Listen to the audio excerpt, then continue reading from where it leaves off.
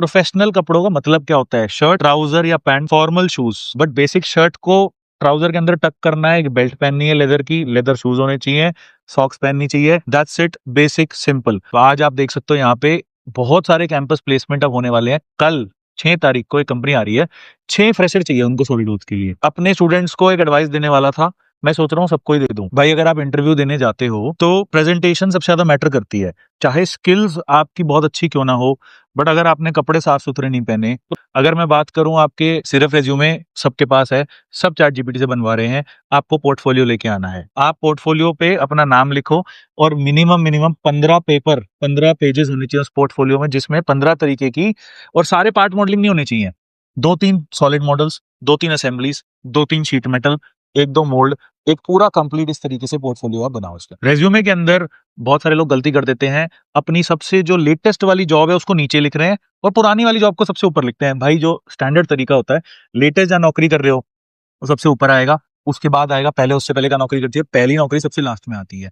जिन लोगों को कोई वर्क एक्सपीरियंस ही नहीं है, स्किल्स स्किल्स भर दो, प्रोजेक्ट भर दो, आप लिखो इंजीनियरिंग आपने कब से कब तक करी थी, और पोर्टफोलियो मैंने कहा बाकियों को 15 पेज या 25 पेज का लेके आओ। एक और बहुत बड़ी दिक्कत आ जाती है, इंट्रोड्यूस कैसे करें?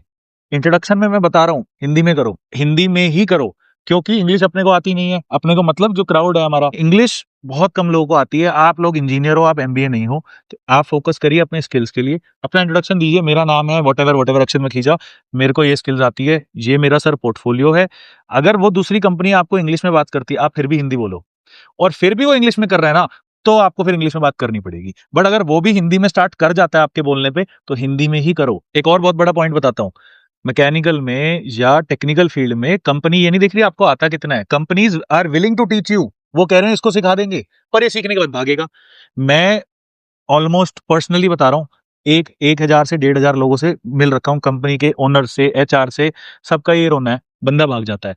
बंदा ना भागे, आपको इंटरव्यू में बोलना है, सर मेरा इंटरव्यू जैसा भी है, पर मैं आपके साथ काम करना चाहता हूँ, मैं लॉन्ग टर्म काम करूंगा, मैं मिनिमम 2 साल काम करूंगा। 2 साल आपने किसी के इंटरव्यू में बोल दिया ना, तो आपका सिलेक्शन हो गया।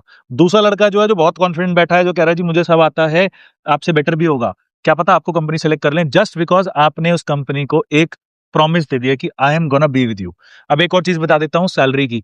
सैलरी का नेगोशिएशन पे अगर बात आपकी आ गई है, तो मान के चलो सिलेक्शन हो गया है, पर इतना ओवर कॉन्फिडेंट भी नहीं होना कि आप कंपनी को कह दो जी कि हम तो 25,000 ही लेंगे, हम तो 30,000 ही लेंगे। अगर वो बोल रहे हैं what salary do you expect, तो आप बोलिए sir according to industry standards minimum 18,000 पे फ्रेशर कैट डिजाइनर के बनते हैं। छोटी छोटी चीजें हैं, पर मैटर करती है। कभी भी आप किसी भी जगह काम करोगे, प्रोफेशनलिज्म